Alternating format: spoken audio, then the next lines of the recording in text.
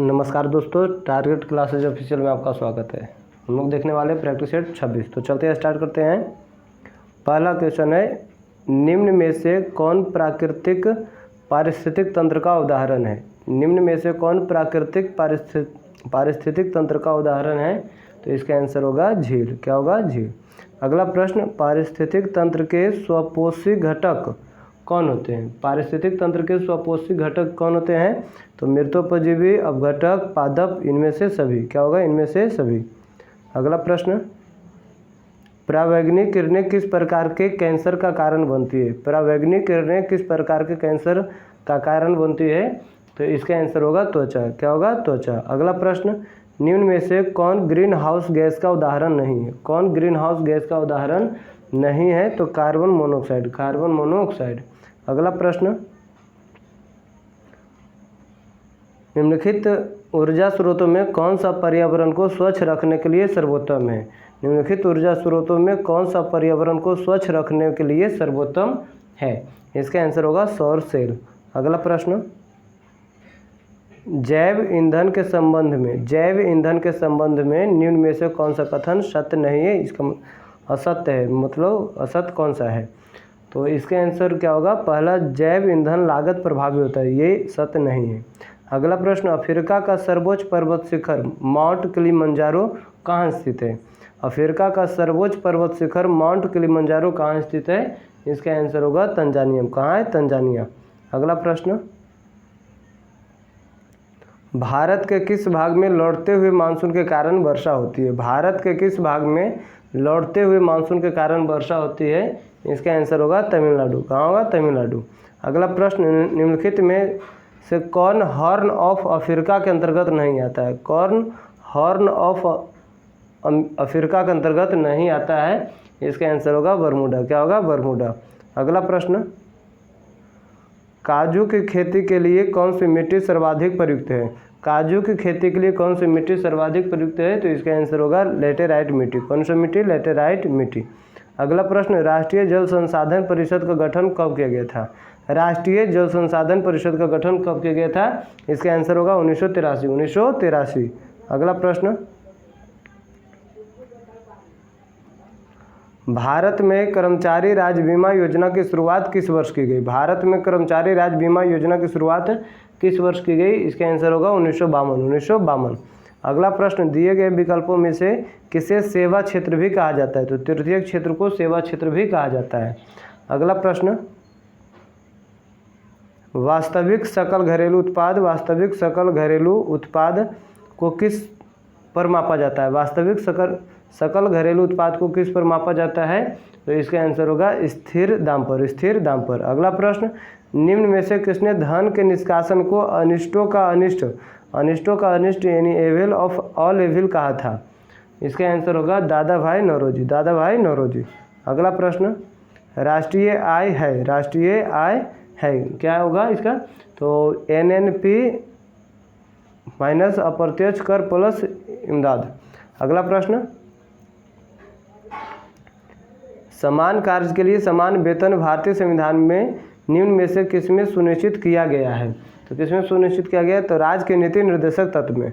अगला प्रश्न, निम्नलिखित में से किसको अपने कर्तव्यों के पालन में भारत के राज्य क्षेत्र में सभी न्यायालयों में सुनवाई का अधिकार है?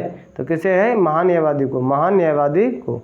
अगला प्रश्न, निम्न में से किस संविधान संशोधन द्वारा लोकसभा तथा विधानसभा की सीटों की संख्या में वर्ष 2026 तक कोई परिवर्तन नहीं करने का प्रावधान किया गया है? तो इसका आंसर होगा 84वां संविधान संशोधन। 84वां संविधान संशोधन। अगला प्रश्न है कि संविधान के किस अनुच्छेद के अंतर्गत संघ की कार्यपालिका संबंधी शक्ति राष्ट्रपति में नहीं थे? तो इसका आंसर होगा अनुच्छेद 53। अनुच्छेद 53। अगला प्रश्न, एक वर्ष में कम से कम कितनी बार संसद की बैठक होना आवश्यक है? तो इसका आंसर होगा 2 बार। कितना? 2 बार। अगला प्रश्न,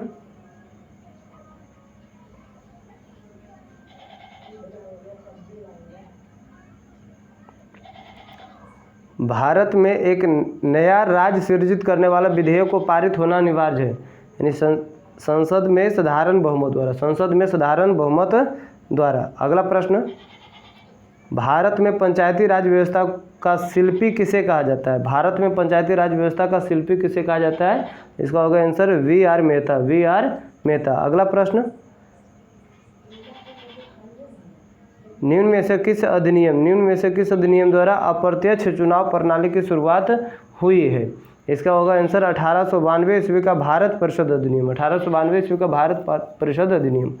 अगला प्रश्न, लिखित संविधान की अवधारणा किस देश की देन है? लिखित संविधान की अवधारणा किस देश की देन है? तो फ्रांस। किसकी देन है? फ्रांस की देन है। अगला प्रश्न, उड़ीसा में कोणार्क मंदिर का निर्माण किसने करवाया था? उड़ीसा में कोणार्क मंदिर का निर्माण किसने करवाया था?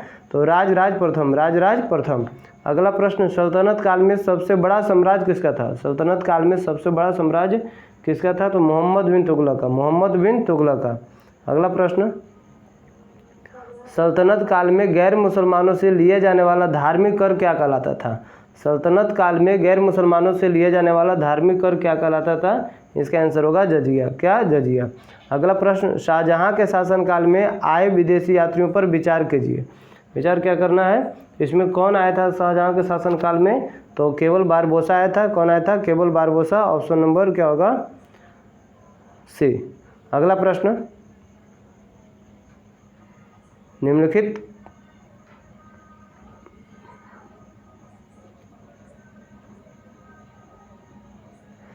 में किस शासक का उल्लेख राजवेटकर यानी हाथियों का शिकारी के रूप में किया गया? हाथियों का शिकारी के रूप में किया गया किसे? तो देवराय द्वितीय को। अगला प्रश्न, गिरनार अभिलेख निम्न में से किस शासक से संबंधित है? गिरनार अभिलेख निम्न में से किस शासक से संबंधित है? इसका आंसर होगा रुद्रदामन। क्या होगा? रुद्रदामन। अगला प्रश्न, शैव मत का सबसे पुराना संप्रदाय है क्या है? पाशुपत। अगला प्रश्न, कितने वर्ष कठिन तपस्या के बाद भगवान बुद्ध को ज्ञान की प्राप्ति हुई थी? तो 6 वर्ष। क्या होगा? 6 वर्ष। अगला प्रश्न, भारत में एक क्रांति होने जा रही है और हमें जल्दी से चला जाना चाहिए, यह कथन किसका है? भारत में एक क्रांति होने जा रही है और हमें जल्दी से चला जाना चाहिए, यह कथन किसका है? तो यह कथन सर स्टैफोर्ड क्रिप्स का है। अगला प्रश्न, महात्मा गांधी द्वारा चलाया गया प्रथम जन आंदोलन क्या था? तो प्रथम जन आंदोलन था असहयोग आंदोलन। क्या था? असहयोग आंदोलन।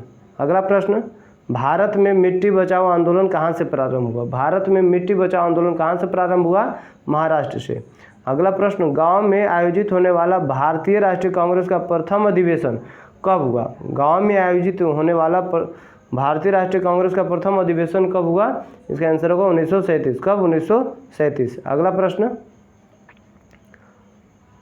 सुभाष चंद्र बोस को देश नायक उपाधि किसके द्वारा दिया गया? तो रविंद्रनाथ टैगोर के द्वारा। किसके द्वारा? रविंद्रनाथ टैगोर के द्वारा। अगला प्रश्न, शक्कर के मिश्रण के दौरान कौन सा यौगिक हमेशा बनता है? शक्कर के मिश्रण के दौरान कौन सा यौगिक हमेशा बनता है? इसका आंसर होगा इथाइल अल्कोहल। अगला प्रश्न, रक्त कैंसर। अगला क्वेश्चन क्या है? रक्त कैंसर को नियंत्रित करने में किस समस्थानिक का उपयोग किया जाता है? इसका आंसर होगा कोबाल्ट 60। अगला प्रश्न, निम्न में से किस प्रकार के कोयले में कार्बन की मात्रा सर्वाधिक होती है? तो कार्बन की मात्रा सर्वाधिक होती है एंथ्रासाइट में। किसमें? एंथ्रासाइट में। अगला प्रश्न, निम्न में से कौन नाफ्टा का सदस्य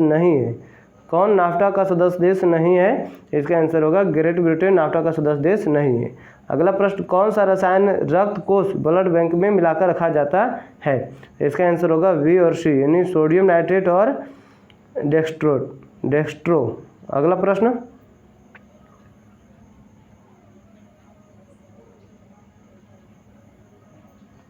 निम्न में से कौन हरितगृह गैस नहीं है? तो इसका होगा ऑक्सीजन। अगला प्रश्न, दूरदृष्टि दोष में प्रतिबिंब कहाँ पर बनता है? तो रेटिना के पीछे। अगला प्रश्न, भू स्थिर उपग्रह के संबंध में निम्न में से कौन सा कथन सत्य है? इसका होगा यह एक स्थित ऊंचाई पर घूमता है। अगला प्रश्न, यदि कोई वस्तु वृत्तीय पथ पर एक समान ट्रेस से चलती है तो उसकी गति को एक समान वृत्तीय गति कहा जाता है। तो इसका होगा चाल। क्या होगा? यदि कोई वस्तु वृत्तीय पथ पर एक समान चाल से चलती है तो उसकी गति को एक समान वृत्तीय गति कहा जाता है। अगला प्रश्न, किसी वस्तु का समतल दर्पण द्वारा बनने वाला प्रतिबिंब कैसा होता है? तो इसका होगा पसर्व तथा उल्टा, पसर्व तथा उल्टा। अगला प्रश्न, जल विद्युत का उत्पादन न्यून शक्ति सिद्धांत पर कार्य करता है? तो इसका होगा गुरुत्वीय स्थितिज ऊर्जा और ऊर्जा संरक्षण सिद्धांत के आधार पर, यानी ऑप्शन नंबर ए। अगला प्रश्न और लास्ट प्रश्न है, इलेक्ट्रोलाइटिक सेल ऊर्जा का परिवर्तन करता है, यानी विद्युत ऊर्जा को रासायनिक ऊर्जा में, विद्युत ऊर्जा को रासायनिक ऊर्जा में। कुछ फैक्ट है, देख लेते हैं। जैसे पहला है, भारत में प्रथम पुर्तगाली वायसराय कौन था? Francisco de Almeida. कौन था? Francisco de Almeida. अगला प्रश्न, अगला पॉइंट है कि भारत में ब्लू वाटर पॉलिसी लागू किया गया था, किसके द्वारा? फ्रांसिस्को दी अल्मेडा के द्वारा। अगला पॉइंट, अल्फांसो दी अल्बुकर्क ने किससे गोवा जीता था? किससे गोवा जीता था? यूसुफ आदिल शाह से। कब? 1510 ईस्वी। अगला पॉइंट, पुर्तगालियों ने अपनी पहली व्यापारिक कोठी कहाँ खोला था? कोचिन में। पुर्तगालियों ने अपनी पहली व्यापारिक कोठी कहाँ खोला था? कोचिन में। अगला पॉइंट है, डचों ने अपनी पहली व्यापारिक कोठी कहाँ खोला था? मसूलीपट्टनम में। कहाँ? मसूलीपट्टनम में। अगला पॉइंट, जहांगीर द्वारा अंग्रेजों को भारत में व्यापारिक कोठी खोलने की इजाज़त दी गई थी। कहाँ? सूरत में। जहांगीर द्वारा अंग्रेजों को भारत में व्यापारिक कोठी खोलने की इजाज़त कहाँ दिया गया था? सूरत में। डचों एवं अंग्रेजों के मध्य वेदरा का युद्ध कब हुआ? वेदरा का युद्ध कब हुआ? 1759। फ्रांसीसियों एवं अंग्रेजों के मध्य वांडीवास का युद्ध कब हुआ? वांडीवास का युद्ध 1760। मुगल दरबार में आने वाला पहला अंग्रेज कौन था? मुगल दरबार में आने वाला पहला अंग्रेज कौन था? Captain Hawkins. कैप्टन हॉकिंस कब आया था? 1609 ईस्वी में। अगला पॉइंट, गोलकुंडा के सुल्तानों द्वारा अंग्रेजों को सुनहरा फरमान जारी किया गया। कब? 1632। गोलकुंडा के सुल्तानों द्वारा अंग्रेजों को सुनहरा फरमान जारी किया गया था। कब? 1632। अगला point, sir Thomas Roe Jahangir के दरबार में कब आया था? 1615। अगला पॉइंट, पुर्तगालियों ने चार्ल्स द्वितीय को बम्बई दहेज में दिया था। कब बम्बई दहेज में दिया था? 1661 ईस्वी। अगला पॉइंट, चार्ल्स द्वितीय ने बम्बई को 10 पाउंड के वार्षिक राय पर ईस्ट इंडिया कंपनी को दिया था। कब? 1668 ईस्वी। विदेशी कंपनी और स्थापना देख लेते हैं। पुर्तगाली ईस्ट इंडिया कंपनी की स्थापना कब हुआ? 1498। पुर्तगाली ईस्ट इंडिया कंपनी की स्थापना 1498। अंग्रेजी ईस्ट इंडिया कंपनी की स्थापना 31 दिसंबर 1600। डच ईस्ट इंडिया कंपनी की स्थापना 1602। डैनिश ईस्ट इंडिया कंपनी की स्थापना 1616। फ्रांसीसी ईस्ट इंडिया कंपनी की स्थापना 1664। अगला पॉइंट देखते हैं, प्रथम कर्नाटक युद्ध कब हुआ? तो 1746-48। प्रथम कर्नाटक युद्ध 1746-48 किस संधि के तहत समाप्त हुआ? तो एक्सला सापल की संधि। द्वितीय कर्नाटक युद्ध कब हुआ? 1749 से 54। किस संधि के तहत समाप्त हुआ? तो पांडिचेरी की संधि। किस संधि के तहत समाप्त हुआ? पांडिचेरी की संधि। तृतीय कर्नाटक युद्ध 1756 से 63 पेरिस की संधि द्वारा समाप्त हुआ। अगला पॉइंट, प्रथम आंग्ल मैसूर युद्ध कब हुआ था? 1767 से 69 किस संधि के तहत? मद्रास की संधि।